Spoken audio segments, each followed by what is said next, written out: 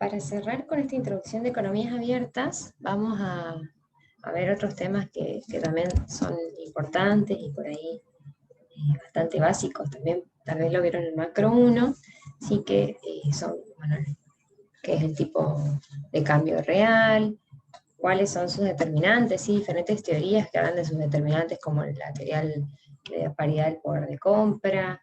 Luego vamos a analizar los efectos de una depreciación, ¿sí?, en términos reales. Vamos a ver efectos de shocks y políticas en el tipo de cambio real. Y al final vamos a analizar algunas otras teorías, ¿sí?, que son conocidas como la paridad de la tasa de interés cubierta, descubierta, respecto a la tasa de interés nominal y la tasa de interés real. Sí, todos estos conceptos o estas teorías son también bastante básicas, pero es bueno poder recordarlas para poder sentar las bases para los modelos que vienen, ¿sí?, para los últimos modelos de la materia. Entonces, primero para empezar, tener en claro, bueno, qué es el tipo de cambio real. Si recordamos un poco, habíamos dicho que el tipo de cambio nominal indicaba la cantidad de unidades de moneda doméstica que teníamos que entregar a cambio de una unidad de moneda extranjera, ¿sí? Es decir, hablábamos en términos nominales, en términos de moneda doméstica y de moneda local. Ahora, cuando hablamos del tipo de cambio real, hacemos referencia a la cantidad de bienes nacionales que se requieren para adquirir un bien extranjero, ¿sí? Y formalmente lo definimos al tipo de cambio real, que acá lo simbolizamos con la letra Q, como el tipo de cambio nominal por el índice de precios del extranjero sobre el índice de precios nacional o doméstico.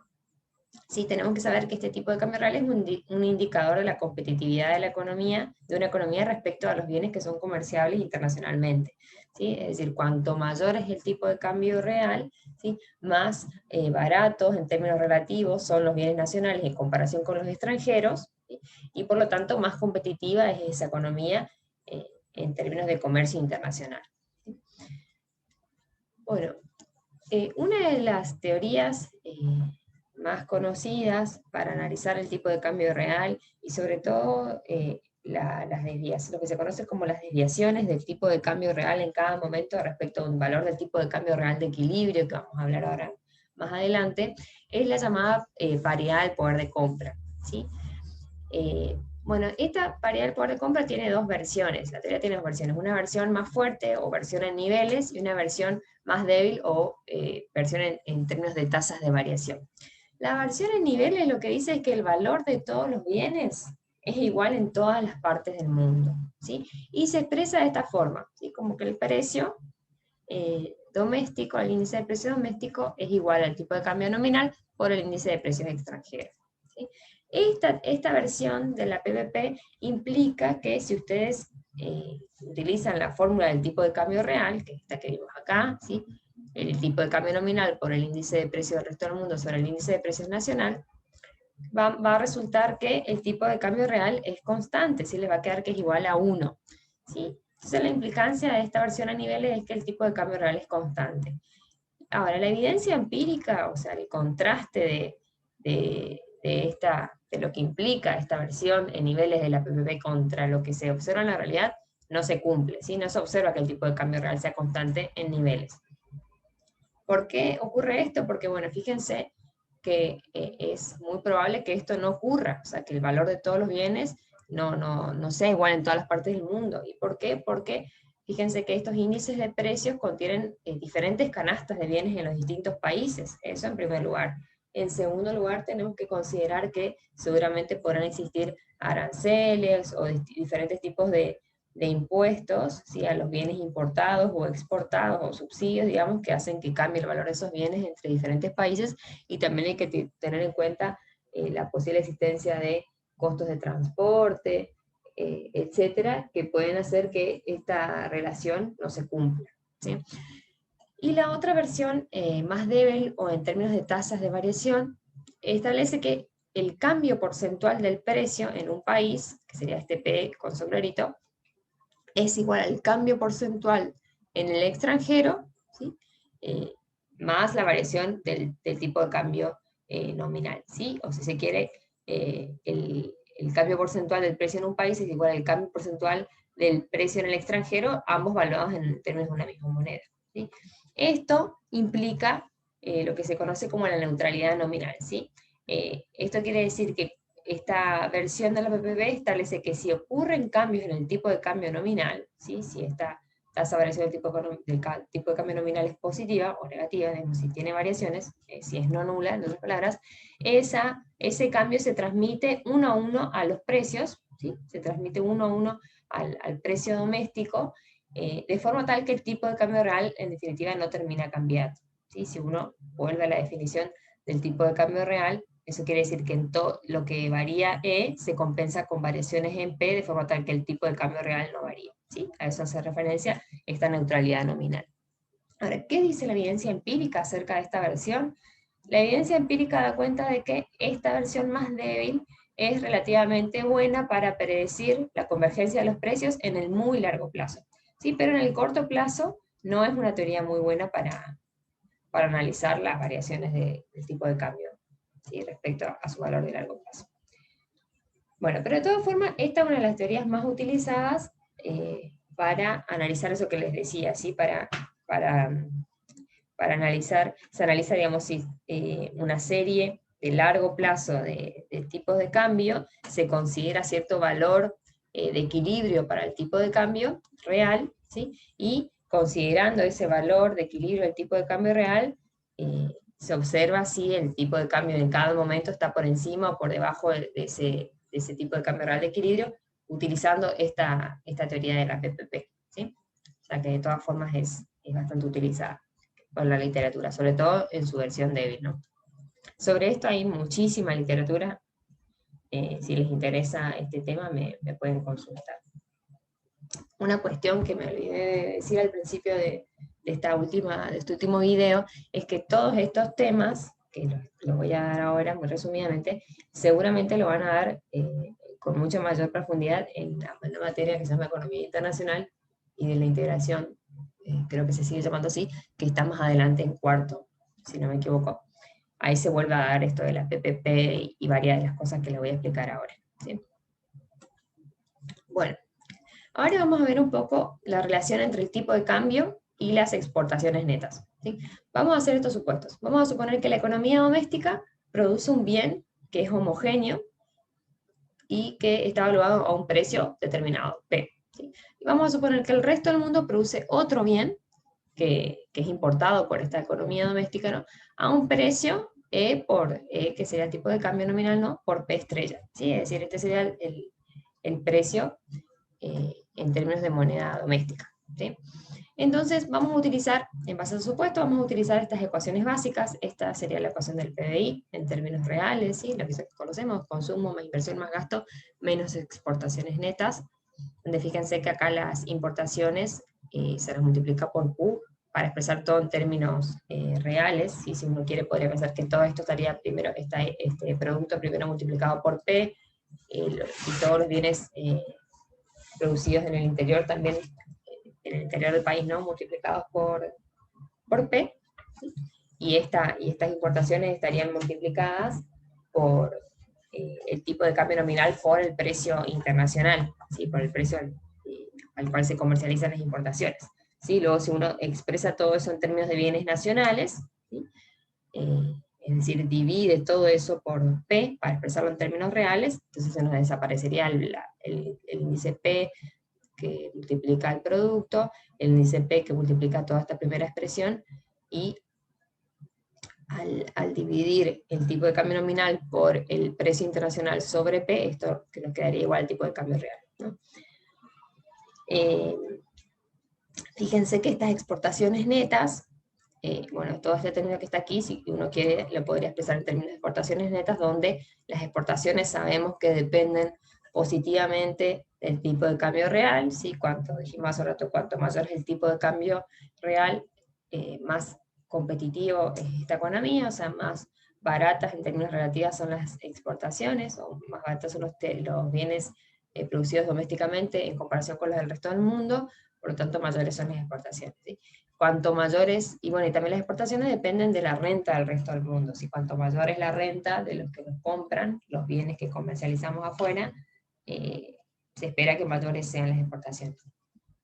Y con respecto a las importaciones, también un determinante es el tipo de cambio real, ¿sí? Donde la relación es negativa, como acá habría que el mismo análisis que hicimos respecto a las Expo, pero bueno, cuanto mayores son el tipo de cambio real, menos competitivo es el resto del mundo respecto a nuestros bienes, y por lo tanto menores son las importaciones.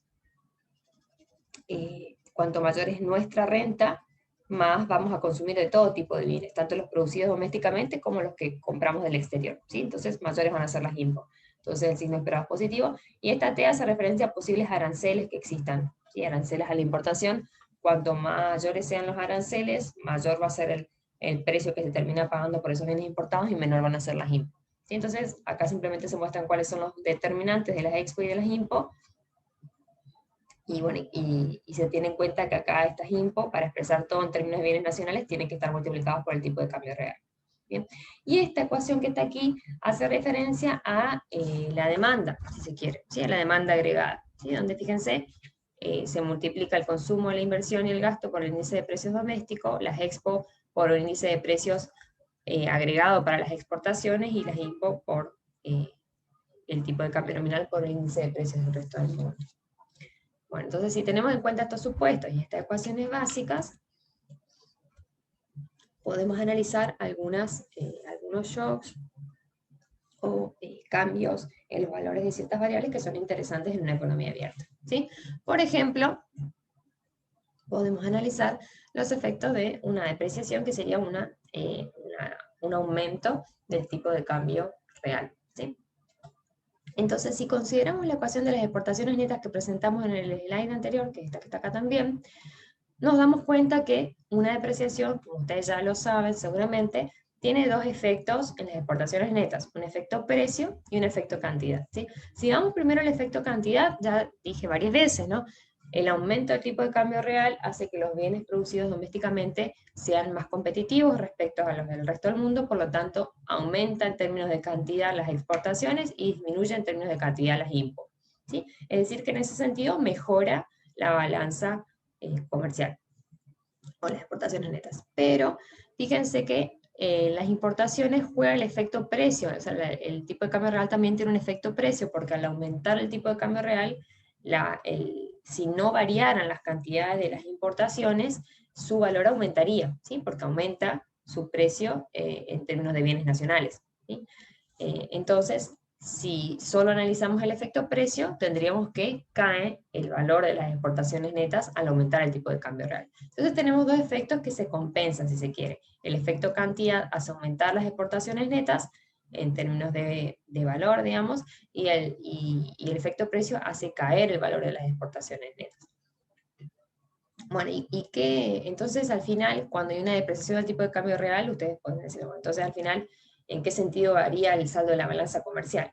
Bueno, ahí tenemos dos conocidas herramientas, si se quiere, de la macro para analizar ese shock, ¿no? Una es la condición de Marshall-Lerner, que lo que hace es establecer cierto valor para la elasticidad de las exportaciones y las importaciones, de forma tal de que si se cumple con cierto valor para esas elasticidades, al depreciarse la moneda, el saldo de la balanza comercial tiene una variación positiva, que ahora lo vamos a ver en el siguiente slide, cuál es la condición que se debe cumplir. Y la otra es la curva J, ¿sí? Que lo que hace es analizar a lo largo del tiempo cuál es el efecto de una depreciación de la moneda sobre el saldo de la balanza comercial. Y lo que sostiene la curva J es justamente que al principio, cuando se produce una depreciación de la moneda, lo que tiene efectos en primer lugar es el efecto precio, ¿sí? De forma tal que el saldo de la balanza comercial cae al principio, ¿sí? Porque se supone que las Expo y las IMPO tardan en ajustarse, por lo tanto, primero afecta el encarecimiento de las importaciones, por lo tanto cae el saldo de la balanza comercial, y luego a medida que pasa el tiempo se van ajustando las cantidades, van aumentando las cantidades de Expo, van disminuyendo las cantidades de IMPO, por lo tanto van mejorando el saldo de la balanza comercial, ¿sí? Eso es la curva J. Entonces, si vamos a la condición de Marshall-Lerner, vamos a seguir abajo humanes en este caso, vamos a llegar a esa condición a partir del análisis de la demanda y la oferta de divisas. ¿Sí? Para eso nos vamos a limitar en primer lugar al análisis de la balanza comercial. Entonces vamos a analizar la oferta de divisas, que como analizamos solo la balanza comercial, la oferta va a estar compuesta por las divisas que traen los exportadores, digamos, ¿sí? Entonces acá tenemos que la oferta de divisas es igual a las exportaciones, expresada en términos de divisas, ¿sí? Por eso está multiplicado por el índice de precios domésticos sobre el tipo de cambio, y la demanda de divisas depende de las importaciones, ¿sí? Donde estas importaciones están valuadas al precio internacional. Como ya sabemos, el efecto es directo entre tipo de cambio y expo, y es indirecto entre tipo de cambio e impo, ¿sí? Entonces vamos a definir, a partir de esta oferta de divisas y esta demanda de divisas, al exceso de demanda de divisas como la resta entre la demanda de divisas y la oferta de divisas, ¿sí? Bueno, y vamos a buscar qué condiciones tienen que cumplirse respecto a la elasticidad de las impo y de las expo para que el exceso de demanda de divisas varíe inversamente con el tipo de cambio, ¿sí? ¿Qué es lo que buscamos demostrar? Si que ante un aumento del tipo de cambio mejora la balanza comercial, ¿sí? Es decir, disminuye el exceso de demanda de divisas, en otras palabras.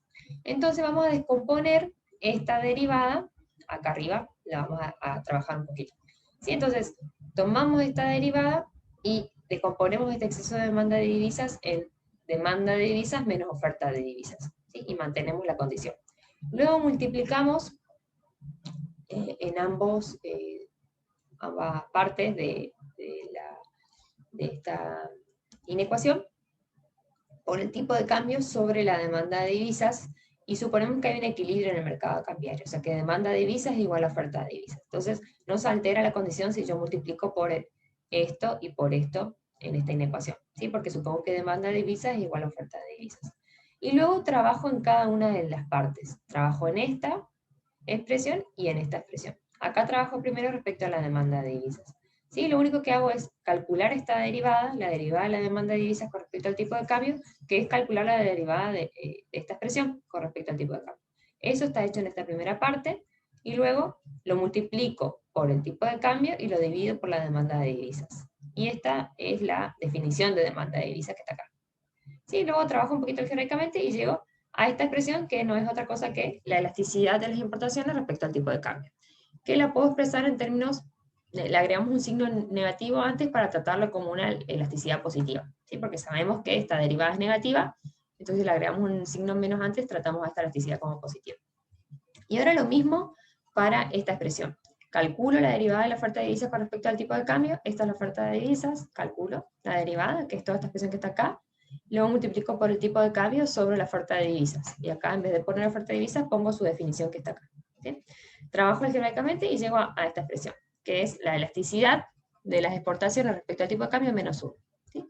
Entonces, luego reemplazo esta parte, entonces es igual a menos la elasticidad de las impos respecto al tipo de cambio, y esta parte es la elasticidad de las expos respecto al tipo de cambio menos 1. Luego trabajo un poquito con la inecuación, paso este menos 1 para el otro miembro, y cambio el signo de la inecuación por los negativos que están a ambos lados de la inecuación, y llego a esta expresión. Entonces fíjense que lo que nos dice es que la elasticidad de las importaciones respecto al tipo de cambio más la elasticidad de las exportaciones respecto al tipo de cambio tiene que ser mayor a 1 para que al aumentar el tipo de cambio, ¿sí?, el exceso de demanda de divisas varíe en sentido contrario, o para que al aumentar el tipo de cambio el saldo de la balanza comercial mejore. Entonces esta es la condición que se tiene que cumplir, ¿sí? Y esto, ¿por qué se llama estudio de estabilidad o enfoque de las elasticidades o tradicional? Porque esta condición también se utiliza para garantizar la estabilidad del equilibrio en el mercado cambiario, ¿sí? Se dice que entonces cuando ocurra algo o algún shock que hace que se salga del equilibrio en el mercado cambiario, para garantizar que se vuelva a otra posición de equilibrio, debe cumplirse con esta condición, ¿sí? La variación en el exceso de demanda de divisas debe tener signo negativo, ¿sí? Bueno, y van a ver luego que en Bajo y Monés está toda desarrollada la misma condición de Marshall-Lerner, pero Bajo y Monés la llaman condición ampliada, porque considera, además de la balanza comercial, tiene en cuenta también la balanza por cuenta financiera. Así que eso lo dejo para que ustedes lo deduzcan solo, igual está desarrollado el paso a paso en el libro. Cualquier duda que tienen, igual me pueden consultar.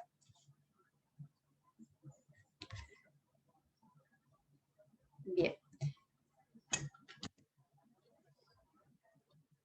Le cambiamos un poquito de tema y vamos a hablar de...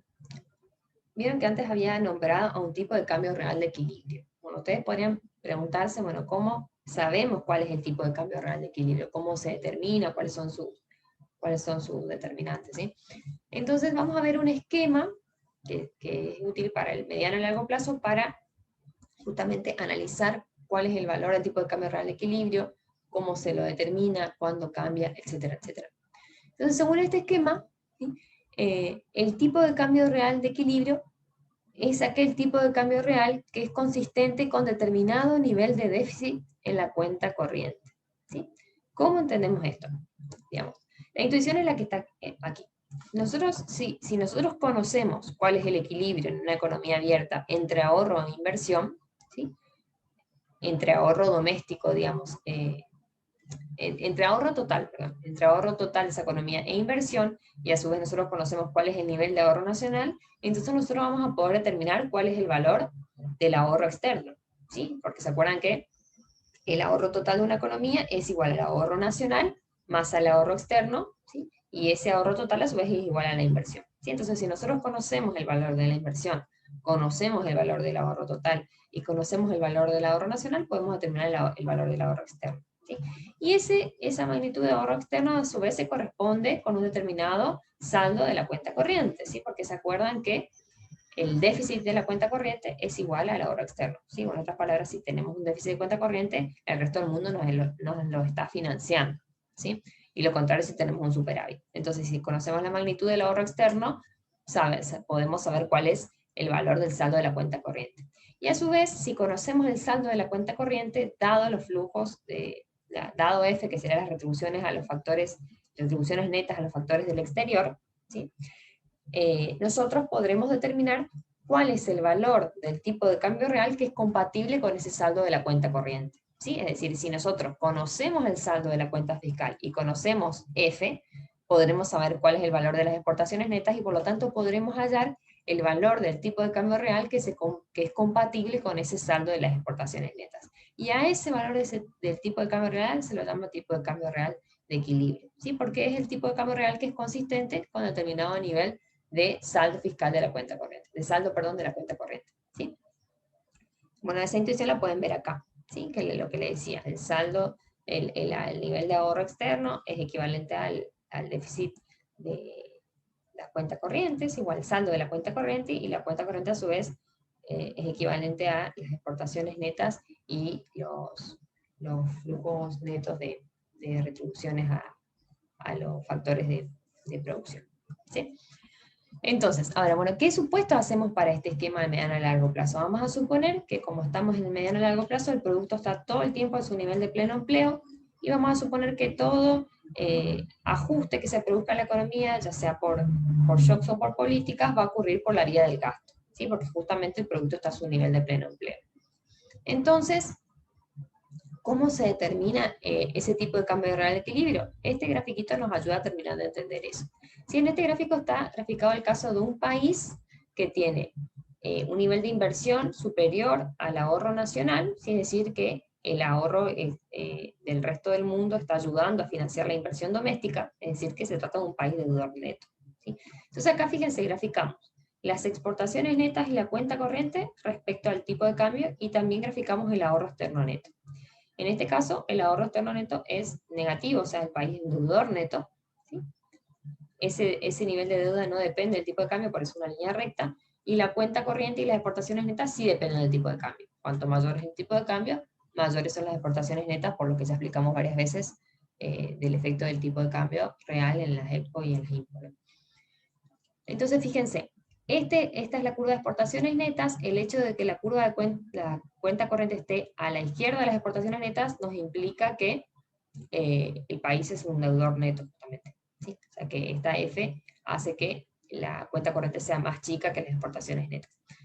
Bueno, eso por un lado. Y por otro lado, bueno, ¿cómo hacemos para determinar el valor del tipo de cambio real de equilibrio según este esquema? Tenemos que buscar entonces, como nos dice esta ecuación, la igualdad entre el ahorro externo neto y el saldo de la cuenta corriente. Entonces miramos el ahorro externo neto, miramos el saldo de la cuenta corriente, buscamos la intersección y eso nos determina el valor del tipo de cambio real de equilibrio, ¿sí? Entonces para este esquema, en el mediano y largo plazo, donde suponemos que el producto está a su nivel de pleno empleo, este tipo de cambio sería el tipo de cambio real de equilibrio, porque es el tipo de cambio que es consistente con este nivel de déficit de la cuenta corriente.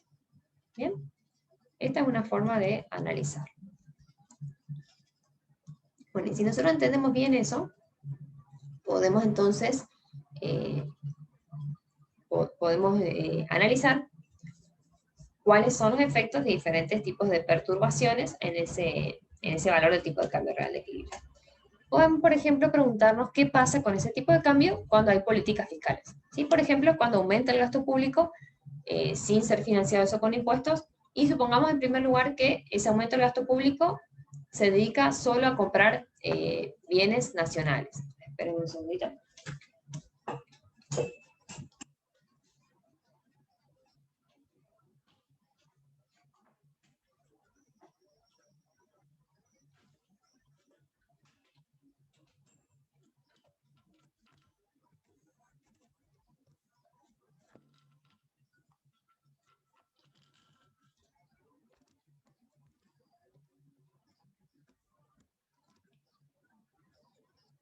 Ahora sí.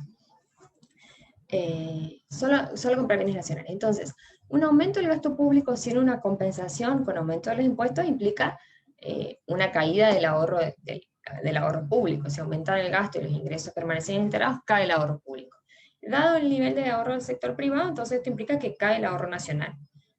Si suponemos que permanece inalterada la inversión, ¿sí? Entonces, al caer el ahorro nacional y permanecer inalterada la inversión, eso significa que tiene que aumentar el ahorro del resto del mundo, o sea que nos tenemos que endeudar más con el resto del mundo para poder financiar ese mayor déficit de la cuenta corriente.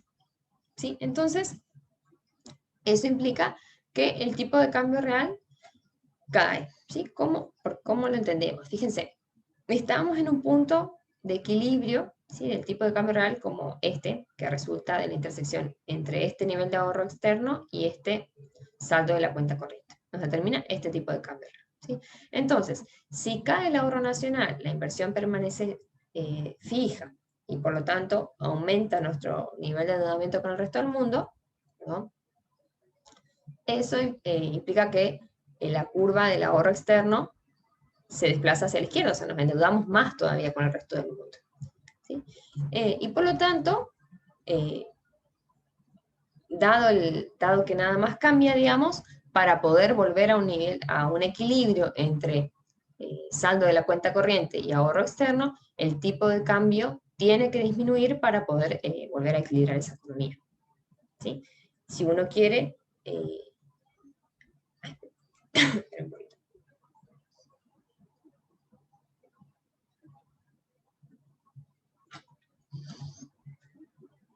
Si uno quiere, puede pensar esto como, bueno, por un lado, aumenta el nivel de endeudamiento con el resto del mundo, desplazo la curva S hacia la derecha, ¿cómo hago para moverme sobre la cuenta corriente en sentido negativo, digamos, para empeorar el saldo de la cuenta corriente? Necesariamente tienen que caer el tipo de cambio para que caigan las exportaciones netas y desmejore el saldo de la balanza de cuenta corriente y así vuelva a un equilibrio. ¿Sí? Entonces, en definitiva, el efecto de una expansión fiscal sin compensación con aumento de los impuestos y cuando esa expansión va solo hacia la compra de bienes nacionales, conlleva a que se aprecie la moneda doméstica. ¿Sí? También otra interpretación es que esa mayor presión sobre los bienes nacionales hace que estos se encarezcan respecto a los bienes del resto del mundo. ¿Sí? Que también es una interpretación bastante intuitiva. Ahora, ¿qué pasaría si ese aumento del gasto público, sin aumento de los impuestos que lo compense, se dirige solo a la compra de bienes importados? En ese caso, la primera parte va a ser la misma, la primera parte del análisis, digamos, va a disminuir el ahorro público, va a disminuir el ahorro nacional, dado el nivel de inversión, aumenta necesariamente el ahorro externo para poder financiar ese mayor déficit, ¿sí? De la cuenta corriente. Eso por un lado, o sea que la curva del ahorro externo se va a volver a desplazar hacia la izquierda. Pero en este caso, fíjense cómo aumentan las importaciones porque el gasto del gobierno se dirige hacia bienes importados, eso hace que disminuyan las exportaciones netas y que disminuya el saldo de la cuenta corriente, o sea que la curva de la cuenta corriente también se nos desplaza hacia arriba, digamos, o hacia la izquierda. Entonces, esto implica que se compensa la caída, el aumento del endeudamiento con el resto del mundo con la caída de las exportaciones netas de forma tal que el tipo de cambio real podría quedar inalterado.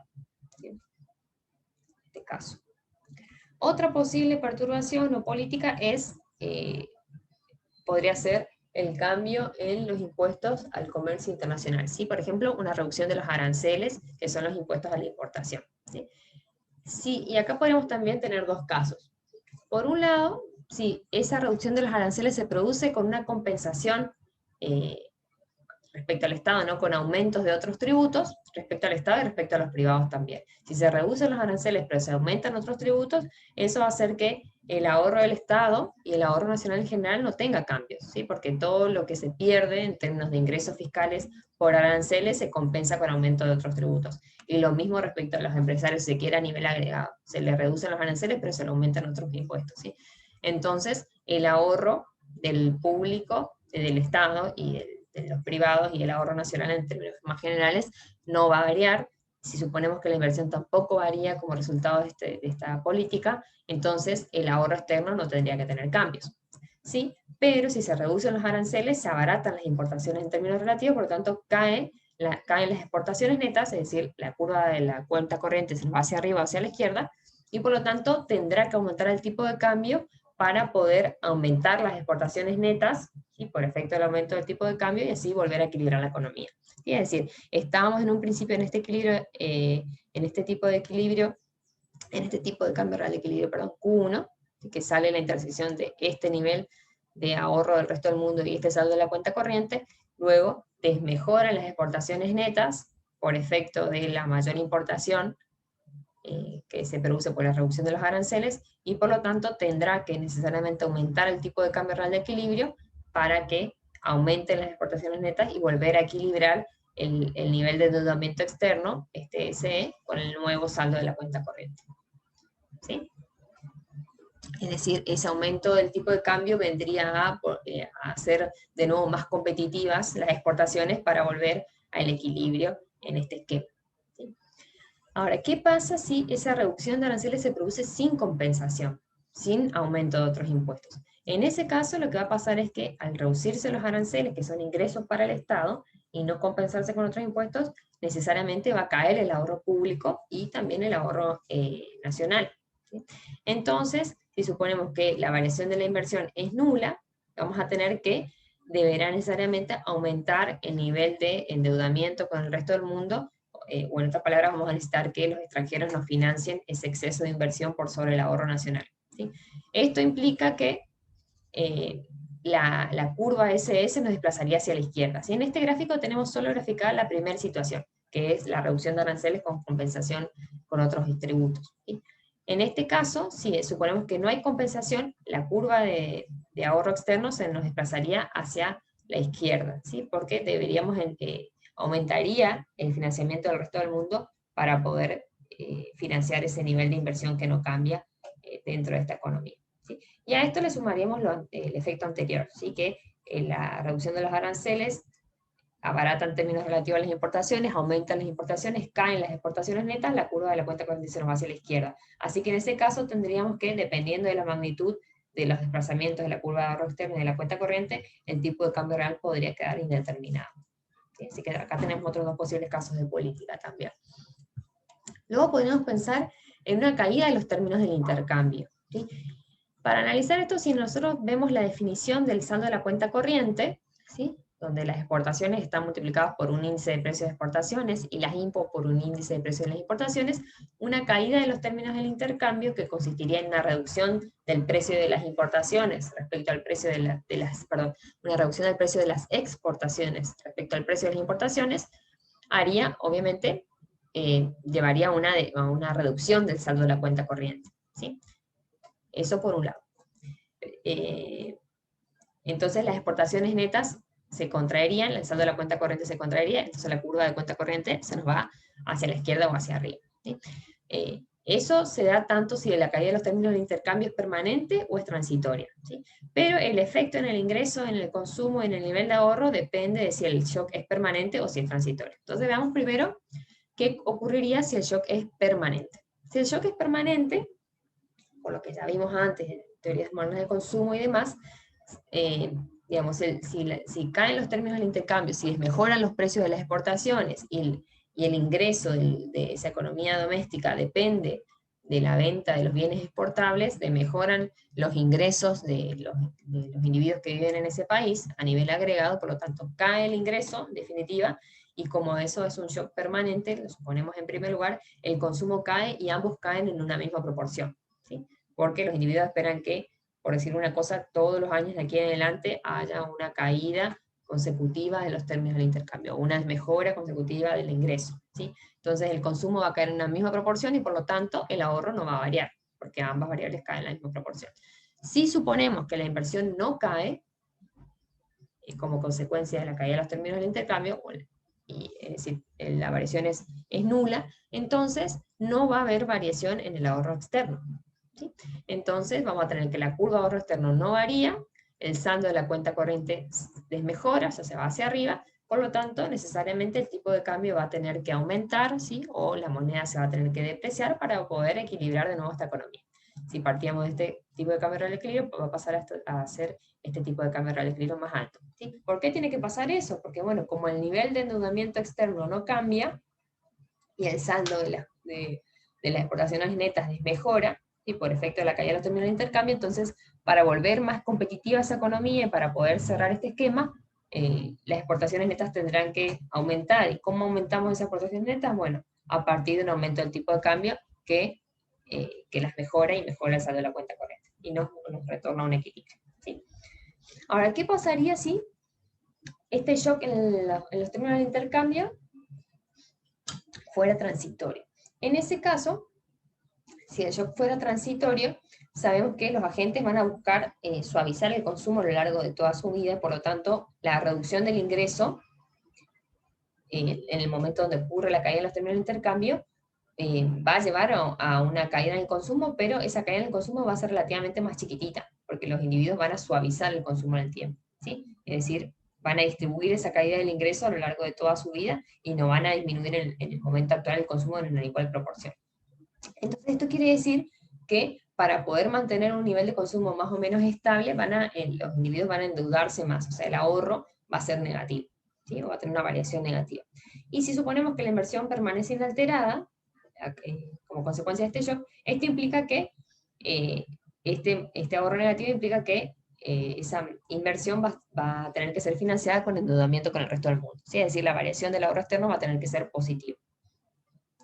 Y en este caso, ¿esto cómo lo reflejaríamos? Entonces, tendríamos que la curva de ahorro externo se nos desplazaría hacia la izquierda, ¿sí? De nuevo, en este gráfico está graficada la situación del shock permanente. Si fuera transitorio, tenemos que esta curva C se nos desplazaría hacia la izquierda. Entonces, dado que el saldo de la cuenta corriente también se nos fue hacia arriba, porque ese efecto no cambia, digamos acá, ¿sí? Caen los términos de intercambio, mejora el saldo de las exponentes, cae la cuenta corriente y la curva CC se nos va hacia arriba.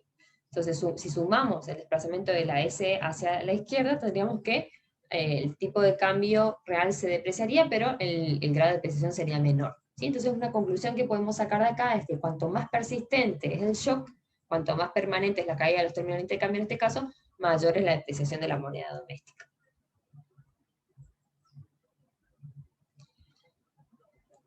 Bueno, y por último vamos a analizar los efectos de un aumento de la productividad o el descubrimiento, o los efectos de un descubrimiento de un recurso natural, ¿sí? A estos ambos shocks lo suponemos que ellos implican un mayor nivel de producción en la economía doméstica y un mayor nivel de producción de todos los bienes, ¿sí? Incluidos los bienes exportables, ¿sí? ¿Por qué un descubrimiento de un recurso natural se asemeja a un aumento de la productividad? Porque suponemos que, bueno, se aumenta la dotación de los recursos naturales, como ustedes podrían pensar en yacimientos petrolíferos, minas, carbón, etcétera, etcétera. Esto hace que los demás factores de producción, dado el nivel de los demás factores de producción, todos sean más productivos, ¿sí? O sea, la productividad marginal de todos los factores aumente, dado que aumenta la dotación de los recursos naturales, ¿sí? Entonces son iguales los efectos de un aumento de la productividad que de un aumento de un descubrimiento de un recurso natural o un aumento de cualquier tipo de factor de producción en realidad, ¿sí? Entonces, si nosotros suponemos que este shock es permanente, ¿cuáles serían los efectos bajo este esquema? ¿Sí? Entonces, si suponemos que ese shock implica que aumentan las exportaciones, ¿sí? Vamos a tener que, eso hace que aumente el saldo de la balanza comercial y aumente el saldo de la cuenta corriente, ¿sí? Entonces, la curva CC se nos va hacia la derecha. Eso por un lado. Y respecto a las decisiones de inversión, consumo y ahorro, obviamente con aumento de la productividad va a implicar mayor producción y por lo tanto mayores ingresos para esa economía. ¿Sí? Si el shock suponemos que es permanente, el consumo va a aumentar en la misma proporción que el ingreso, por lo tanto el ahorro no va a variar, el ahorro nacional, por lo tanto se espera que el ahorro externo tampoco varíe. ¿Sí? Es decir, la curva de C va a seguir siendo la misma, por lo tanto si aumenta el saldo de la cuenta corriente, dado el nivel de ahorro externo, vamos a tener que necesariamente tener una apreciación de la moneda para volver a equilibrar la economía. ¿Sí? Es decir, si partíamos de un tipo de cambio real de equilibrio como este, al aumentar el saldo de la cuenta corriente y permanecer constante el nivel de endeudamiento externo o de ahorro externo, tendrá que bajar el tipo de cambio para quitar competitividad a esa economía y volver a tener un equilibrio bajo este esquema. ¿Sí?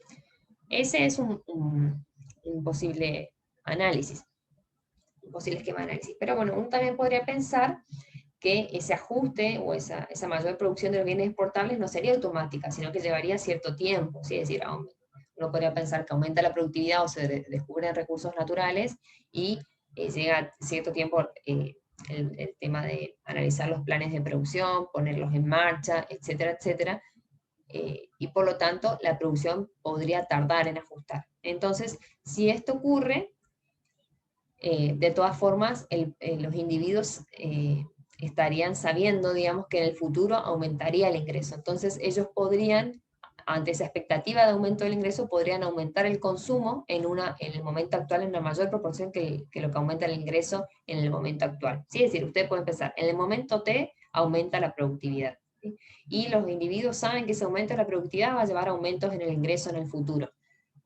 Pero ese aumento en el ingreso no se da ya porque la producción tarda en ajustar. ¿Sí? Y como tarda en ajustar la producción, por lo tanto tarda en aumentar los ingresos. O sea, los ingresos pueden aumentar en temas 1, temas 2, temas 3, etc.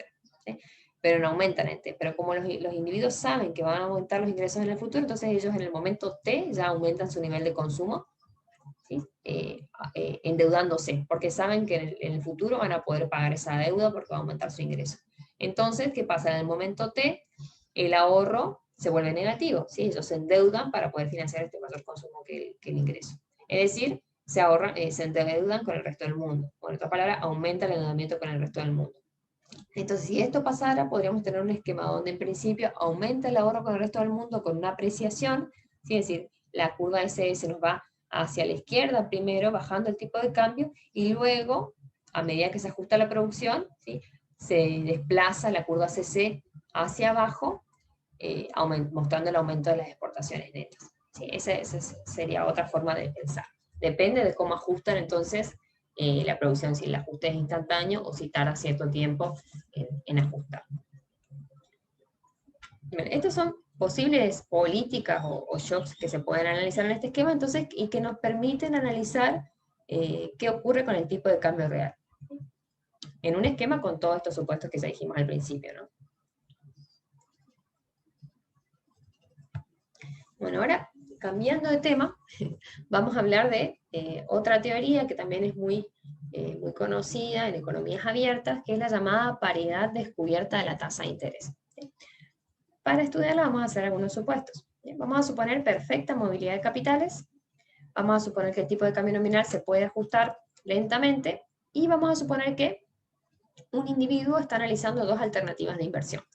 Por un lado, invertir en un activo financiero local que le reporta la tasa de interés doméstica, y por otro lado, un activo financiero extranjero que le reporta esta tasa de interés extranjera, ¿sí? Valuada en moneda extranjera, obviamente.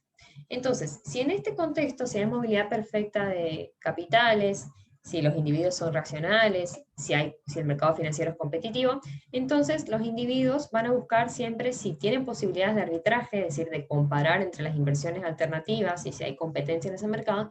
Entonces los individuos van a buscar invertir siempre en el activo que sea más rentable, obviamente.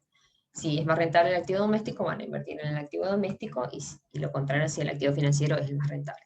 Entonces, dados estos supuestos, ¿sí? De perfecta movilidad, de mercado financiero competitivo y de existencia de arbitraje, entonces necesariamente los retornos de los distintos activos financieros, en este caso de estos dos activos, van a tener que ser iguales en el equilibrio. Iguales expresados en la misma moneda, obviamente. Entonces vamos a tener que llegar a esto, que la rentabilidad del activo doméstico va a tener que ser igual a la rentabilidad del activo extranjero. Donde fíjense que esta rentabilidad del activo extranjero, ¿sí?, está expresado de una forma un poco distinta, digamos. Ustedes van a poder ver el paso a paso en el libro de Gregorio y en el libro de Bajo Humores. No copié acá todas las fórmulas, digamos, pero si tienen alguna dificultad me avisan. Pero básicamente lo que se está pensando acá es que el individuo invierte en el periodo T y en T más N va a recibir su capital por 1 más I, digamos, si invierte en la economía doméstica. Y si invierte en activo financiero del resto del mundo, ¿sí?, va a obtener 1 más I estrella, o sea, esta estrella sería la tasa de interés del resto del mundo, pero él quiere saber cuál es la rentabilidad en términos de su moneda doméstica, ¿sí? Entonces, para poder invertir en un activo financiero extranjero, primero la cantidad, el dinero que tiene doméstico lo va a tener que convertir a moneda extranjera. Por eso esto está dividido por el tipo de cambio. ¿Sí? Ahí hace como la conversión a moneda extranjera. Ahí compra el activo extranjero con moneda extranjera, ese activo extranjero en T más N le reporta cierta rentabilidad que va a estar valuada en términos de moneda extranjera. Entonces, para convertir la moneda local va a tener que usar un tipo de cambio esperado. Y a esto hace referencia a esta operador matemático esperanza, ¿sí?, del tipo de cambio en T más 1. O sea, en T más 1, supongamos que en T más 1 vence este activo financiero, ¿sí? Entonces en T más 1, este va a ser el tipo de cambio al cual va a poder cambiar esa moneda extranjera por moneda doméstica, ¿sí? Entonces este sería el valor esperado, si se quiere, de la rentabilidad del activo financiero extranjero en T más 1, y este va a ser el valor de la inversión en T más 1 si invierte en el activo doméstico. Entonces estos dos retornos deberán ser iguales. Si uno trabaja un poco sobre esta expresión, como está hecho en los dos libros básicos de la bibliografía, vamos a llegar a esta otra, que es la llamada paridad descubierta de la tasa de interés.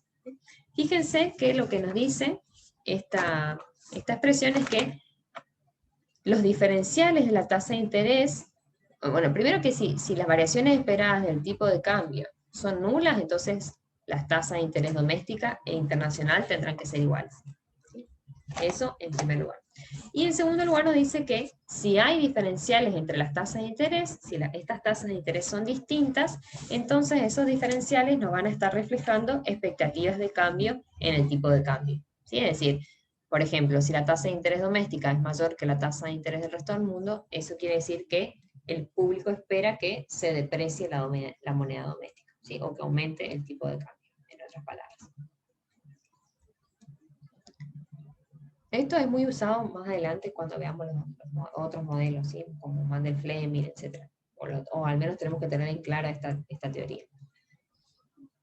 Bueno, si nosotros esperamos que en el largo plazo el tipo de cambio nominal tienda a su valor de equilibrio, ¿sí?, es decir, que esto que es el valor esperado del tipo de cambio en T más 1, el valor esperado teniendo en cuenta como expectativas racionales, ¿sí?, el valor esperado de esta variable teniendo en cuenta en el momento T todo el conjunto de información que tenemos disponible en ese momento, ¿sí? Entonces, si el valor esperado del tipo de cambio nominal en T más 1 es igual al tipo de cambio de equilibrio, ¿sí?, si pensamos que ese tipo de cambio de equilibrio no cambia en el largo plazo, entonces nosotros podemos reemplazar de esta expresión, ¿sí?, esta variación de T más 1 es el T más 1 menos ET, ¿sí?, es como una tasa de variación. Entonces nosotros podemos reemplazar, o si se quiere podemos reemplazar aquí, ¿sí?, este T más 1 por el tipo de cambio de largo plazo, que lo consideramos fijo, y trabajando con esta expresión y estas ecuaciones que están acá expresadas en el slide anterior, llegamos a esta relación entre tipo de cambio nominal y la tasa de interés. Fíjense, esta ecuación lo que nos dice es que si ante subas de la tasa de interés doméstica, tendríamos que esperar una apreciación de la moneda local, es decir, una caída del tipo de cambio nominal. ¿Sí? Bueno, ¿cuáles son las posibles interpretaciones para esa relación? Una interpretación es la existencia de, o justificación de la existencia de mercados financieros competitivos y la existencia de arbitraje, ¿sí?, que es la explicación que le hice antes para poder llegar a esta paridad descubierta de la tasa de interés, ¿sí? Todo lo que expliqué previamente, de que, bueno, si los mercados financieros son competitivos, si los individuos son racionales y que si se están arbitrando entre los diferentes activos a los que pueden acceder, entonces necesariamente el retorno entre dos activos financieros alternativos para un inversor tiene que ser el mismo. ¿sí? Porque si no siempre van a querer comprar el activo financiero que es más rentable. Y ese exceso de demanda de ese activo va a hacer que los precios se terminen equiparando, o los retornos, mejor dicho, ¿sí? Entonces, esa es una posible interpretación. Y otra posible interpretación es la falta de movilidad de capitales. Y según esta interpretación, ¿sí? Cuando hay un aumento perdón.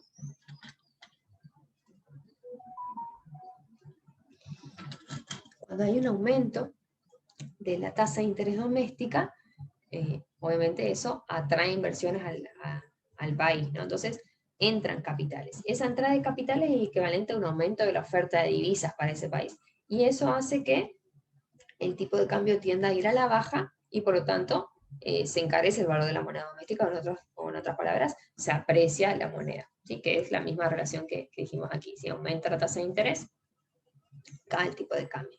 Bueno, y eso se explica a partir de cierta falta de movilidad de capital. Sí, esa es la otra posible interpretación. Luego, nosotros podríamos analizar otra teoría que está muy relacionada con la anterior, que es la paridad cubierta de la tasa de interés. ¿Sí? La anterior es la paridad descubierta. Bueno, ¿en qué se diferencian? Nosotros podríamos suponer que los individuos pueden hacer uso de operaciones libres de riesgo usando los mercados de futuro, ¿sí? Es decir, el individuo, en vez de formar una expectativa acerca de cuál va a ser el valor del tipo de cambio en el futuro, al cual va a poder cambiar la rentabilidad de la inversión extranjera y volcarla y transformarla a su moneda doméstica para comparar el valor de los activos financieros, lo que podría hacer el individuo es ir al mercado de futuros y comprar en este momento dólar a futuro, ¿sí? Comprar o vender, de forma tal de asegurarse de que si en el periodo T+1 él llega a obtener tantos dólares, por decir algo, por invertir en un activo financiero en Estados Unidos, por lo tanto él podría vender esos dólares para pasar a peso a un tipo de cambio futuro conocido, ¿sí? Eso se hace en el mercado de futuros. Entonces, si existen esos activos libres de riesgo, ¿sí? Que pueden ser comprados en el mercado de futuro, y si hay arbitraje en el mercado financiero es competitivo, entonces los retornos igualmente deberán igualarse. Fíjense, volvemos en una misma moneda, volvemos a la misma ecuación que la paridad descubierta, pero ahora en vez de utilizar la expectativa del tipo de cambio, lo que utilizamos es los pesos por dólar al precio convenido en el momento T. ¿Sí? Es decir, los dólares a futuro que se podrían, a qué valor se podrían vender en el futuro los dólares. ¿Sí? A eso hace referencia ese FT+1. ¿Sí? Bueno, y si uno trabaja de la misma forma que la paridad descubierta, en base a esta ecuación, va a llegar a esta otra ecuación que está aquí. Que de nuevo nos dice, tiene la misma interpretación. Si hay diferenciales entre tasas de interés, esos diferenciales están indicando que se esperan cambios respecto a las variaciones del tipo de cambio. En este caso, que se esperan cambios respecto al tipo de cambio en el momento T, o que se esperan cambios respecto al valor del tipo de cambio en el mercado de futuros. ¿Sí?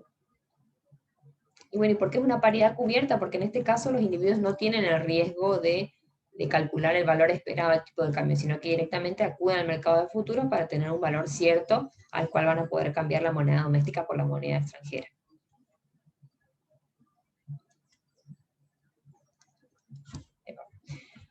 Bueno, y ya para terminar, vamos a plantear la misma paridad, pero ahora respecto a la tasa de interés real. ¿Sí? Y para eso vamos a partir de la relación entre las tasas de interés nominal y real que tenemos aquí, ¿sí? Que nos dice que 1 más la tasa de interés nominal es igual a 1 más la tasa de interés real por 1 más la tasa de inflación esperada. Y si suponemos que la inflación es cierta, ¿sí? Que no hay incertidumbre, diríamos, y que N por la inflación esperada es igual a 0, si ustedes trabajan un poquitito en base a esta primera expresión que está acá, ¿sí? O sea, aplican la propiedad distributiva acá, van a poder llegar a esta ecuación que está aquí, ¿sí? Haciendo este supuesto de que R por que este componente, digamos, de la expresión es aproximadamente 0, su valor es muy chico, entonces van a llegar a esta expresión que está aquí.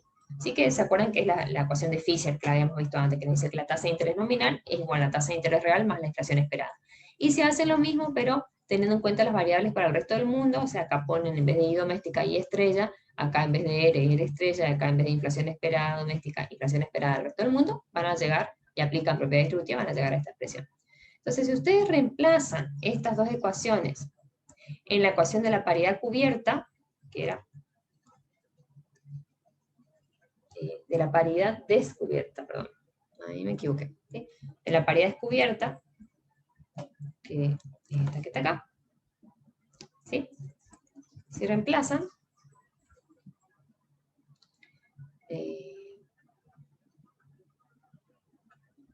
van a llegar a esta paridad, a esta ecuación, ¿sí? Que se llama la paridad real de intereses. ¿Sí? Que fíjense, de nuevo, que nos dice que si hay diferenciales entre la tasa de interés doméstica y la del resto del mundo, eso nos da indicio acerca de cambios, respecto a que se esperan cambios respecto al tipo de cambio real, en este caso. ¿Sí? Si además nosotros suponemos que en el largo plazo el tipo de cambio real no depende de los movimientos de la tasa de interés, ¿sí? Es decir, que el tipo de cambio a largo plazo es un tipo de cambio fijo, digamos, ¿sí? Que no cambia en el largo plazo, entonces podemos obtener esta relación entre el tipo de cambio real y la tasa de interés. ¿Sí? Para llegar a esta expresión lo que ustedes tienen que hacer entonces es trabajar sobre esta que está acá arriba, ¿sí?